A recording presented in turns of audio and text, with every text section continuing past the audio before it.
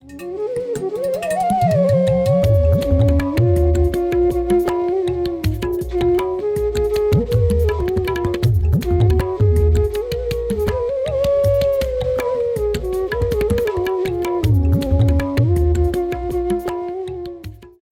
in August 1942, AICC meeting was held at Goala Tank Maidan in Bombay.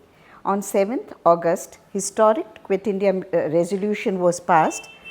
Please tell us about the Quit India movement, arrest of the leaders and the students' underground movement.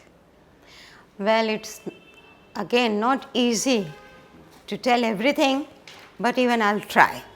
Like, as you know, the working committee of the Congress had passed a resolution at its meeting in Wardha on 14th July, and this resolution asked the British government to quit India. That means the British rule must end immediately, and it also placed the whole struggle under the leadership of Gandhi. So, now Gandhi is the undisputed leader of the movement, and the AICC that met in Bombay on 7th and 8th August is also of historic importance. Now, Rajagopalachari had resigned because of his difference of opinion with the Congress stand and Gandhi's thinking. But prominent leaders like Sardar Patel, Jawaharlal Nehru and Maulana Abdul Kalam Azad were with the Gandhi, and socialists like Ashok Mehta, Achyut Patwardhan and Dr. Ram Manohar Lohia also supported Gandhi in this struggle. And as you know, this session was very remarkable, and it really left an indelible mark in the history of India. Yes, even BPCC arranged for the special buses for the delegates or the members who were staying in the respective hotels to transport them to the Goala Tank Maidan. Yeah, we can understand their planning, because we get accounts that even before this session, they had organized a number of meetings to awaken the people, to arouse their political consciousness. Like there was a huge meeting at Chopati where Sardar Patel addressed the meeting, and almost 50,000 people were there. And I'd met 2-3 persons who had attended this meeting, and like Usha Ben Mehta had attended this meeting, and she says it really instilled that fire in us, that we must do something for the nation. And Gandhiji was staying at Birla House at that time. Right, that's right, that's right. Now, another, like when we were talking about the arrangements the BPCC had made, the volunteers had made, I want to just tell you something which I read was the Goala Tank Maidan, the entrance had 5 gates, A, B, C, D, E. Okay. And outside the gates, the tickets were being sold or the passes were being given. Gate A was for the distinguished members of the AICC. Gate B was for the holders of 100 rupee tickets and the members of the BPCC. Gate C was for the holders of 25 rupees ticket. Okay. And gate D for the holders of 10 rupee ticket. And gate E for the holders of Congress workers, volunteers who were helping organizing this thing. And photo permits were not given to all of them. Only certain photographers were given permits to take the picture of the session. Okay, now photographs of those times and especially of this meeting are so important. Yes. But yes, S.K. Patil had made excellent arrangements, because almost 10,000 people were there, and there were almost 3,000 volunteers, including women and People's Volunteer Brigade. So, when the stage was set literally for political action, all the arrangements in tune with that. And Gandhi said in his historic speech on 8th of August, he told the people, here is a mantra and a short one that I give you. You may imprint it in your hearts and let every breath of yours give expression to it. The mantra is do or die. Very profound mantra. Very powerful. And further he said, we shall either free India or die in the attempt. We shall not live to see the perpetuation of our slavery. And he told people, take a pledge with God and your own conscience as witness that you will no longer rest till freedom is achieved, and will be prepared to lay down your lives in the attempt to achieve it. And I trust the whole of India to launch upon a non-violent struggle on the widest scale. And he said, even if my eyes close and there is no freedom for India, non-violence will not end. So he had this immense faith in his values, and he was confident that India would achieve independence very soon. And it was announced on 8th August that there would be a flag salutation on 9th morning, and there will be a meeting at in Shivaji Park, Dadar, where Jawaharlal Nehru was to address the meeting. But anyway, events took a different turn. Gandhi's arrest was in the air and he was arrested. And again, journalists were all waiting for such political drama. And we get an account from a journalist, G. N. Acharya. He has written that how they were waiting in a taxi near Birla House if there is any movement of the police or any news of arrest. And it was the war time.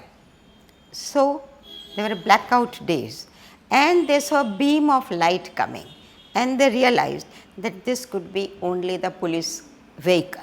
That was during the Second World War, and the curfew was on. Yes. And so they knew that Gandhi is to be arrested very soon, and so he has written, we were at the gates of Birla House where the Mahatma slept peacefully, just as the police party arrived in time to be witness to the beginning of 1942 revolution.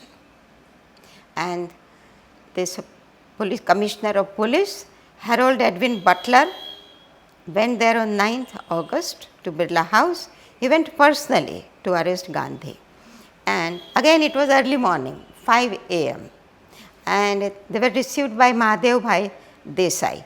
And police commissioner told that now warrants are ready for the arrest of Gandhi, Desai and Miraben. And there were no warrants for Kasturba and Pyarelal. So they did not go with Gandhi, though they had an option, but they had different plans. And again, Gandhiji and Mahadev Bhai were given half an hour to get ready, which was, I presume, sufficient for them. Gandhi had his breakfast of goat milk and juice as usual, and his favorite hymn, Vaishnava Janato Tene Kahiye, was sung by all those. Whoever was present touched his feet, and Gandhi left with his little kit, amongst other small things of his daily use, also a copy of Quran, Gita and a takli.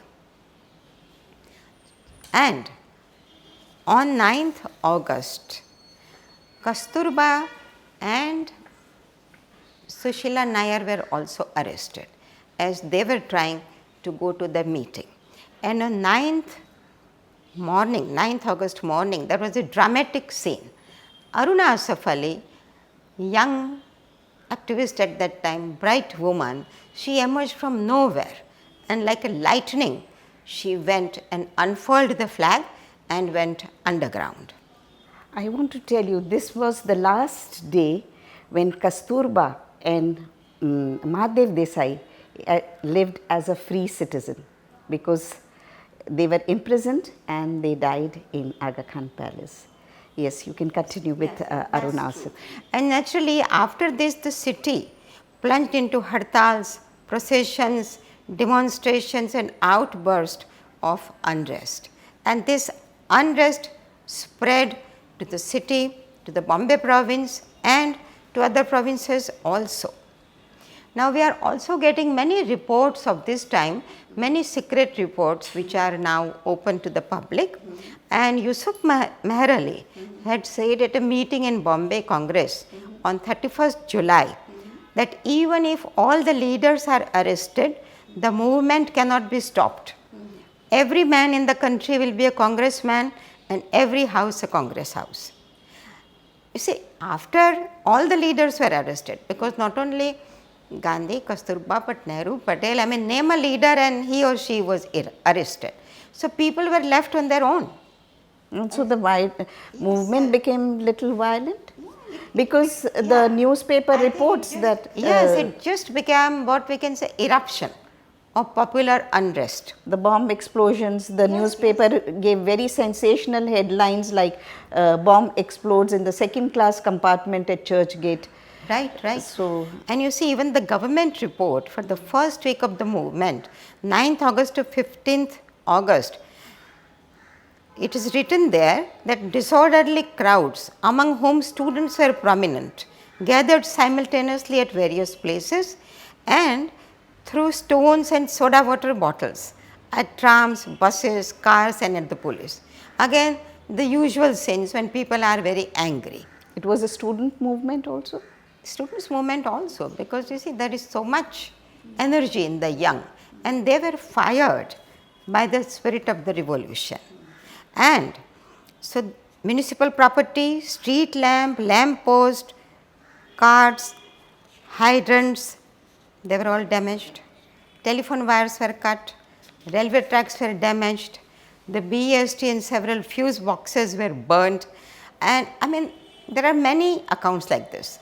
And the students from various colleges like Elphinstone College, Sydenham College, Ramnarayan Ruia College, Khalsa College and VJTI were very active during the movement. And the people devised very innovative programs on their own. Like I would like to draw your attention to the program for the October week. It was a special program for the Gandhi week. Like on 2nd, it was asked that you have to observe complete hartal. That was Gandhiji's birthday. Yeah, Gandhiji's birthday. On 3rd October, prayer at Prarthana Samaj and the dress code was tricolor day. That means wear white, green and saffron orange. And 4th was the do or die day. That means there should be Prabhat fairies and spinning. 5th October was the Quit India Day. 6th October was the Azad Day, free day. And 7th October was Flag Day. Again 8th was complete hartal.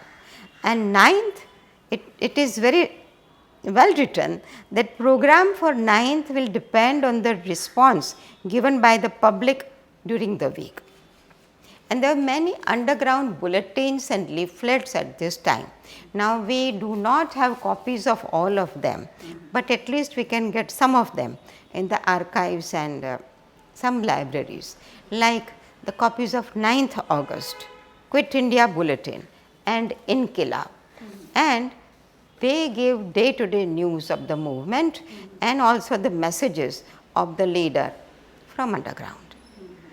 I would also like to draw your attention to a very interesting letter written by the women of Bombay and the areas of Marine Drive, Sandras Beach, Girgam, Vittalbhai Patel Road, Bhuleshwar, Matunga, Khar. Now, they have written a letter to every government officer and servant. It is dated 5th October 1942 and it is signed by all these women in sisterly love. And they have asked government servants that, look, we are observing Gandhi week, so why don't you join us? Shed your anxiety and fear and at least respond to the call in token sympathy. I think it's a very brave step, especially when we are thinking of those days. And let's not forget that in those days there is another bold resolve, and that is the initiative of the Congress radio. It's an underground radio, and Ushaben Mehta and her friends, they had gone to this AICC session in Gwalior Tank. And as you know, at that time it was Gwalior Tank, but after this it is now renamed as August Kranti Maidan. So when these young people went there, Ushaben was a woman, young woman of 22-year-old. They heard Gandhi and they realized that there was so much of restriction, so many bans on the dissemination of information about the movement, that they decided that we have to do something to disseminate information about the movement to people. The question was how to do it. So then they came out with this innovative idea of starting a radio.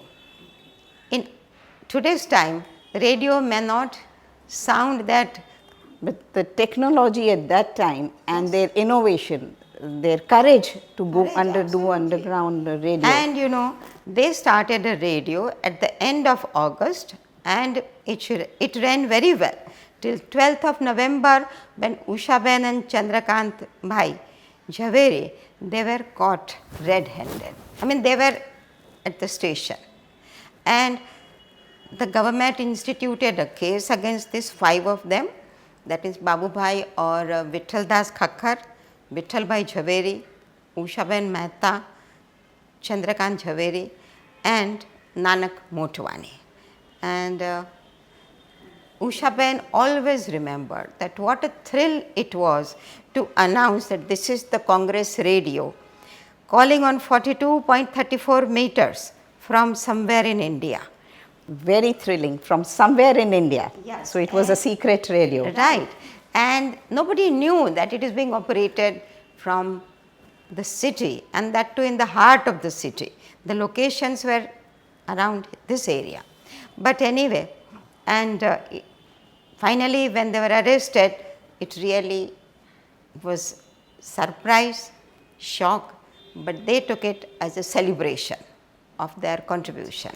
And it must be so courageous for them, because the Second World War was going on. The Yes. British authorities were extra strict, but even then they carried out their secret radio for 2 months and sent the message to the people. And when we talk about 42, you know, Aruna Asaf Ali had written it very beautifully, that what was happening in 42, she has written, I was but a splinter of the lava thrown up by the volcanic eruption of a people's indignation.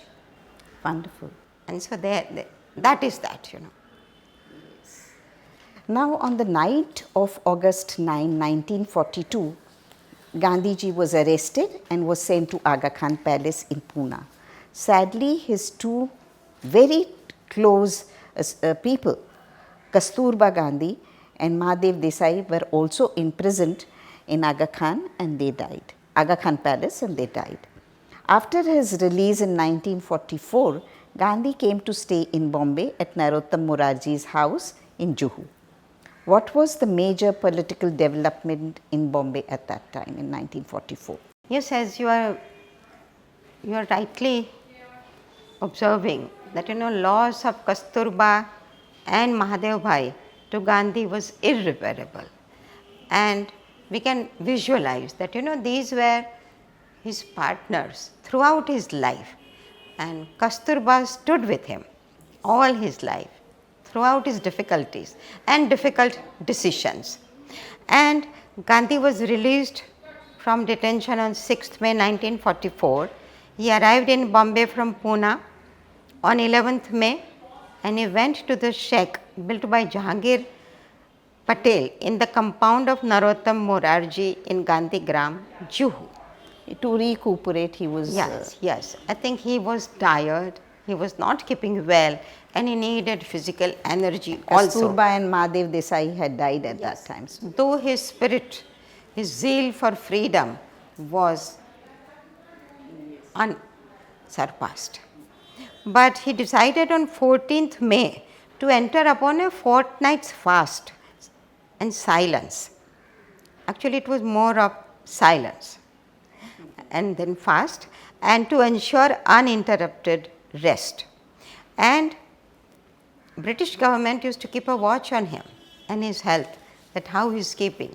But Sushila Nair, who was a very able physician, and Miraben, who looked after Gandhi very well, and Dr. Gilder, they attended to Gandhi very well. And Gandhi spent his times in talking to people, meeting, taking walks on the seashore, and of course, evening prayers were a must for him. And there were many visitors who would come to see him. There were some political leaders, there were some social activists. They would all come to Gandhi and seek his guidance. And people around him tried to give him some respite from the busy schedule, and so they even arranged for Gandhi to see two films, Mission to Moscow and Ram Rajya. And did he like the pictures? And he also met some of his close friends and would try to catch up with them. And he listened bhajans from renowned singers. I think this is a very interesting aspect, because Bade Gulam Ali Khan Saab, then Hirabai Barodekar, Manohar Barve, Chimanlal Shastri, Padmavati Shaligram, Vishnu Pant Pagnis, these are all, as you know, very famous names. And they sang bhajans for Gandhi. They used to Yeah, go to they went to Gandhi prayer meeting and, meeting. And Gandhi in 1944, made an attempt again to solve the communal problem through talks and discussions with Muhammad Ali Jinnah.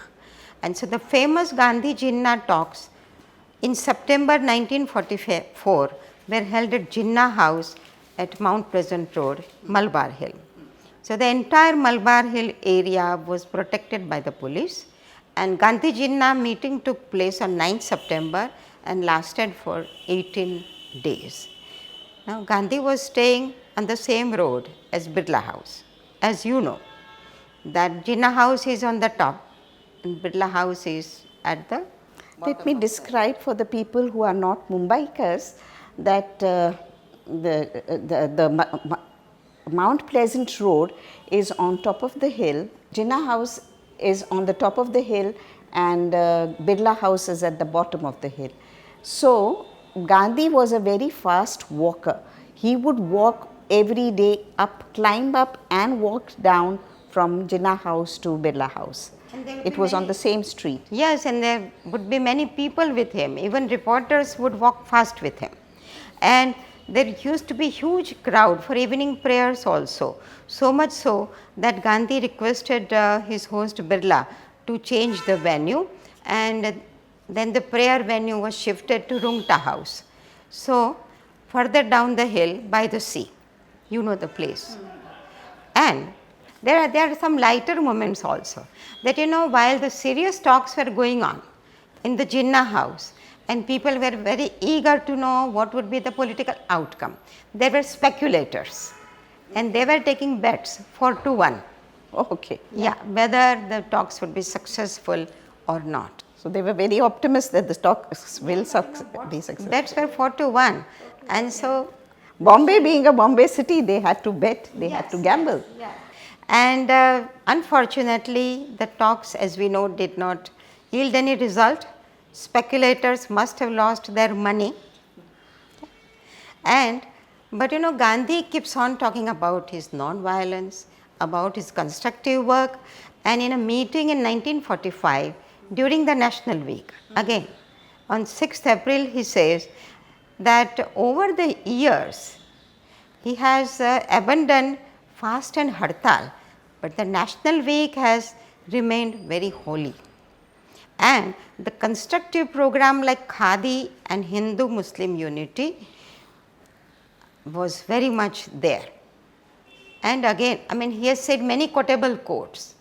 One more I would like to quote. Yes, and when he said, "Freedom is in our hands. When we breathe, we cannot take other people's help.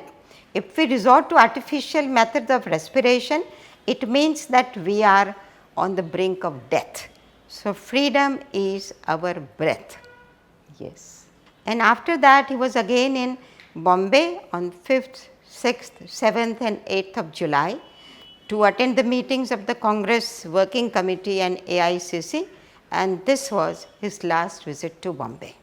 Usha Ben, most of the national leaders visited Mani Bhavan either during the Congress Working Committee meeting or otherwise. Can you tell us who were the people who participated and supported Gandhi in his movement in Bombay? And if you can name few of the important places where Gandhiji used to have his public meetings and rallies in Bombay. Well, Sandhya, it's a difficult question to answer because the list could be very long. And as we know, Gandhi's aura touched so many lives in Bombay as anywhere else. And he attracted people, men and women, whether they are rich or poor, educated or uneducated.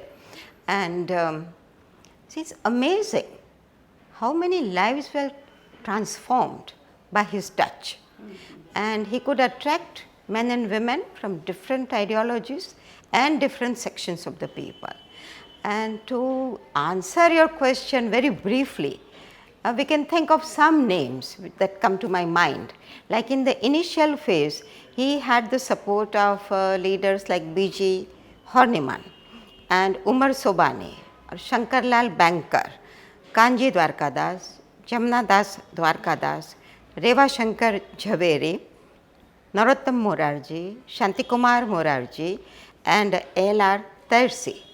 Now, slowly, the circle started widening, and they included again sections and representatives from many layers of the society.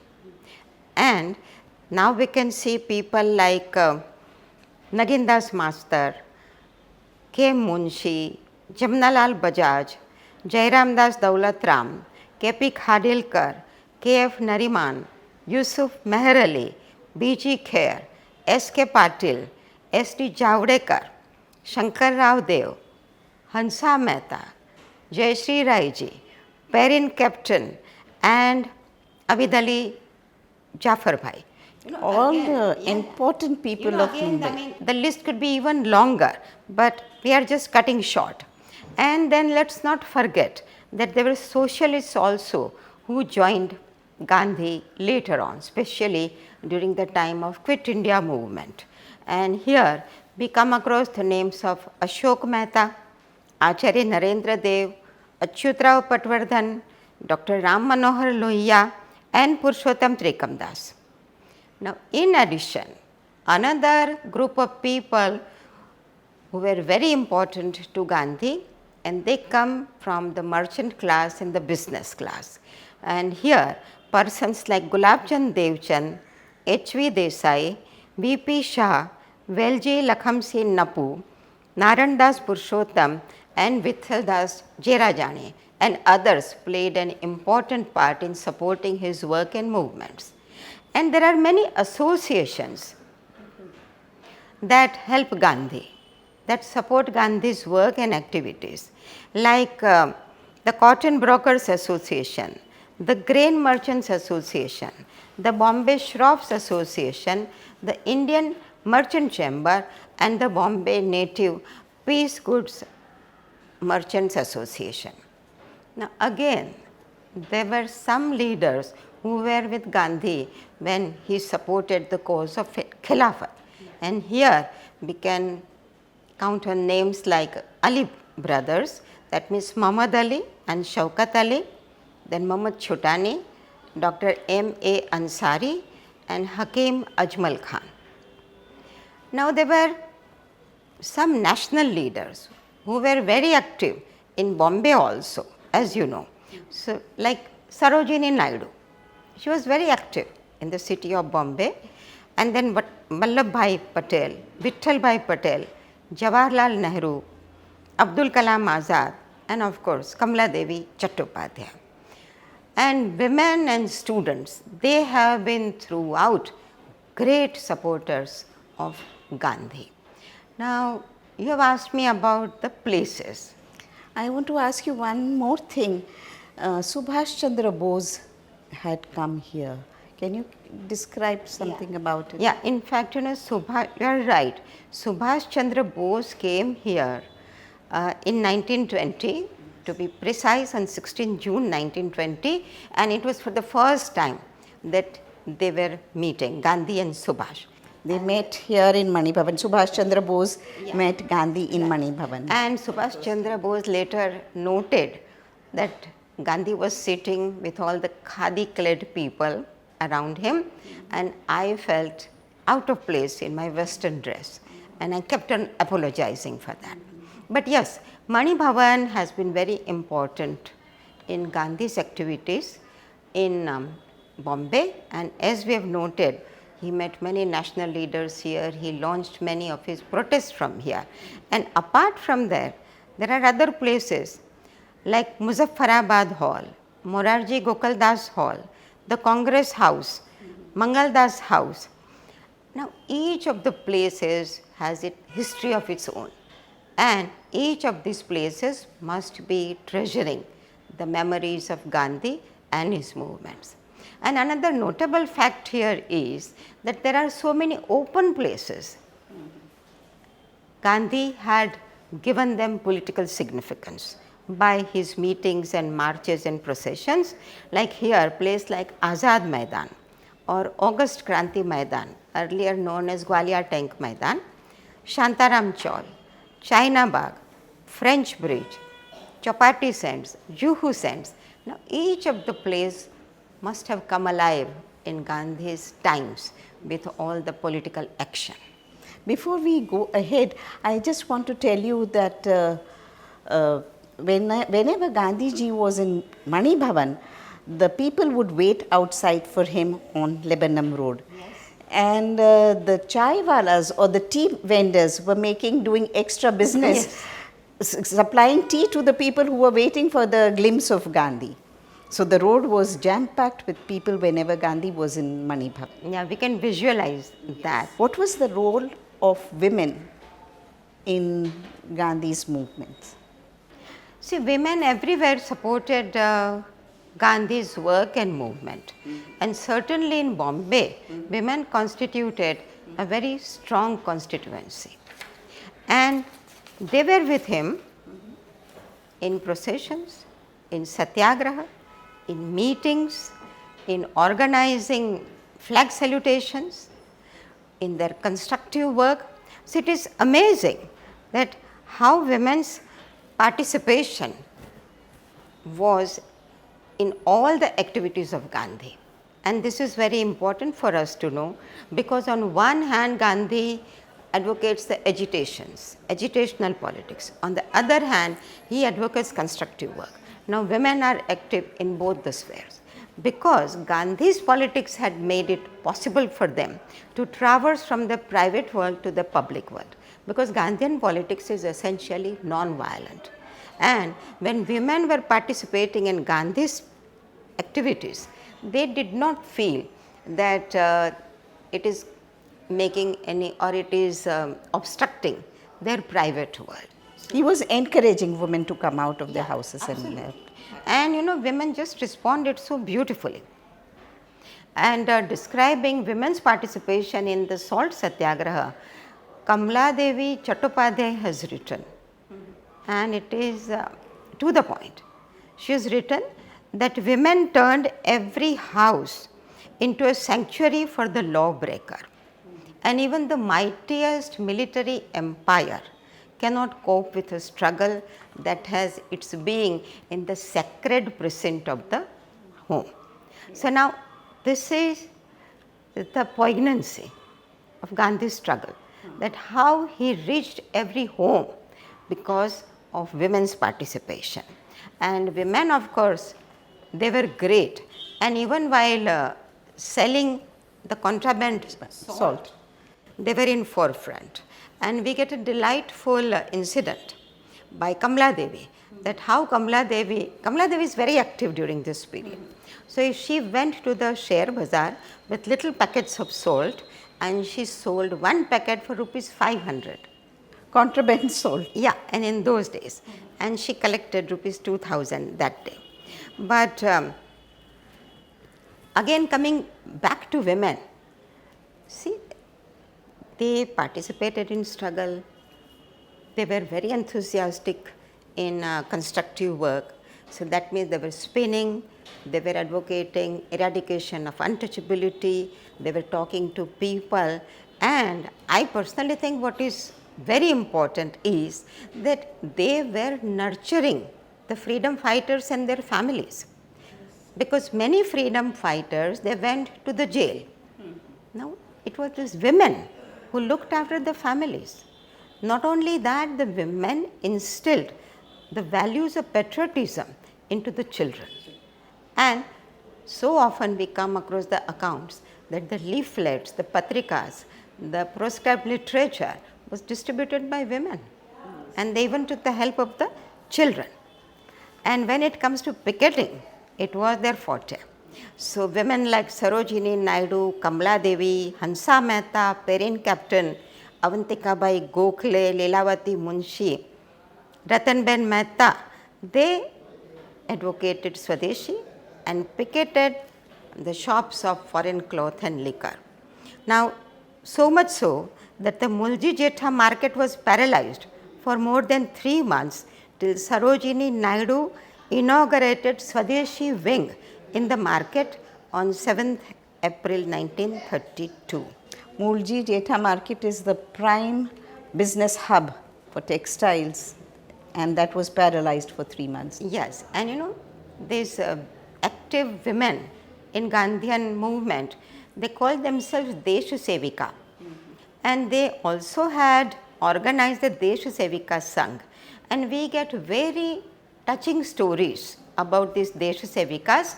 Earlier we talked how Desh Sevikas had taken out a huge procession when the Babu Genu became a martyr.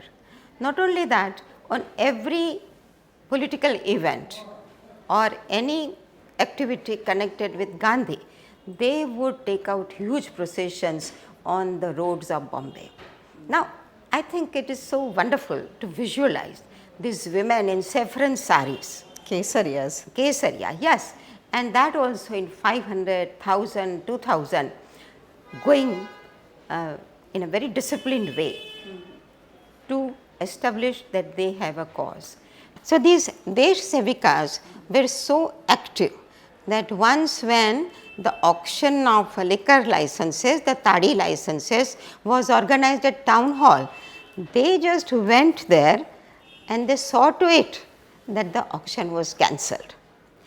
They would go to the cloth merchants who were selling foreign cloth. They would make them take a pledge that they will not sell. And afterwards, they would ensure, they would go there and make sure that no foreign cloth is being sold. So they are so determined. And say even for Gandhi's birth, Courageous. courageous, absolutely. And even on Gandhi's birthday, they would march in thousands. And they'd leave their houses and the families and join the movement. And you see, the families are also accepting. So I think this is the silent social change Gandhi has brought. Yes. That men have accepted the role of women in public life, and women also have discovered their own potential. Now, all women were not so politically active, but then they choose to be active in the constructive work. And Maniben Nanavati, as you know, she was a great Gandhian, and I had long conversations with her. And she tells it so simply but so effectively. She is telling, in those days, in the camps and all that, whenever we worked together, we women, we worked together, we cooked together, we ate together. Not only that, we were together while the police was beating us. Supporting each other. So I think this support to each other is of extreme importance to us. Now, Gandhi had given a moving tribute to Bombay and the women of Bombay. He has written, Bombay has laid the foundation of Swadeshi. And to the women he said, the women of Bombay are awake. Where shall we find women as advanced as in Bombay? Swadeshi movement can make no progress without their support. In January 1948, Gandhiji was assassinated in Delhi and part of his ashes were brought to Bombay to be immersed in Arabian Sea. Please describe the last journey of Gandhi in Bombay. I think as everywhere else, people of Bombay were shocked and in grief beyond words. So we get very moving descriptions of this last journey, and almost 3 lakhs persons dipped in the sea as the radio announced that Gandhi's funeral pyre had been lighted. I think this was the first time the live radio commentary was aired on radio. Earlier the sport shows or sport commentaries were live on the radio. This is the first time All India Radio covered this event live on radio. Yes, and then Gandhi's ashes were brought to the town hall, and naturally people were all very eager to pay their last tributes to Gandhi. So the pot was brought in February 1948, and B.J. Kher and S.K. Patil brought, and they placed it on the 4-tiered khadi covered pedestal. There were no decorations, but simple, plain, piercing news that Gandhi is no more. He is just the ashes. And there were flowers around, lamps were burnt, incense sticks filled up the atmosphere with fragrance, and people just kept on pouring. They would sing bhajans. You have seen the town hall. Yes. They would sit on the steps, they would be on the roads and just praying, and people from all communities. And they went to Arabian Sea. Now here also when the ashes were brought to Chowpatty to be immersed, the ashes were taken in the country cart because the sea is shallow. The motor launch was waiting in the deep sea. Right. The ashes were transferred in the motor launch and it was immersed in the deep sea of the Arabian Sea. Yeah, I think Sandhya, it must have been such a moving sight that almost 5 lakh people had assembled there in this final procession. Journey. And there were recitations from Gita, from Quran, from Avesta, and people were just filled with sorrow. And then naturally all the cinema houses, entertainment places were closed that day. And when I talked to some people who were very young at that time, but still they remembered, and they say in most of the houses that day they did not cook. And you see, that is, as you know, our Indian tradition, that when somebody dies in the family, somebody elder passes away, then we do not cook, we just pray. So I think this was the moving tribute from the people of Bombay.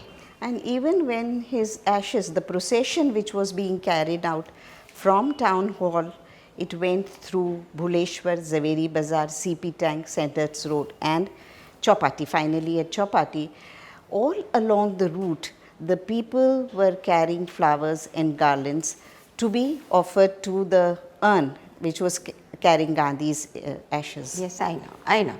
So, it's so difficult even today to visualize the scene. So it must have been really heartbreaking at that time. Very sad moment for the city, yes. Now you see, when we come to think of it, the relation between Gandhi and Bombay, it has really spanned over decades. And Bombay has nurtured Gandhi. It has looked after him. People have showered their affection and love on him. And even Gandhi has instilled new confidence, new energy in the people. So the Bombay Municipal Corporation had also honored him twice and gave him the address in 1924 and 1931. Twice he was honored. And when we think of this relation, we think of so much of political action, mass mobilization, processions, meetings, discussions, debates. And all these scenes, they capture the unfolding of nationalism at local level. Again, when you and I, we talk about Gandhi and Bombay, there are so many scenes come to our mind. It's a scenes of men and women marching on the road, all khadi-clad people, playing with the placards or shouting slogans. The women, they are on the roads and they are picketing courageously. They are spinning tirelessly. They are wearing khadi. Yes, wearing khadi, giving up their foreign cloth. The men closing their shops, their business. Lawyers giving up their practice. And people giving up their selfish interests in the interest of the nation. I think these are all the scenes of our struggle. Struggles, sufferings, sacrifices to achieve independence. And that is why this telling and retelling of the story of the relation between Gandhi and Bombay is so important for all of us.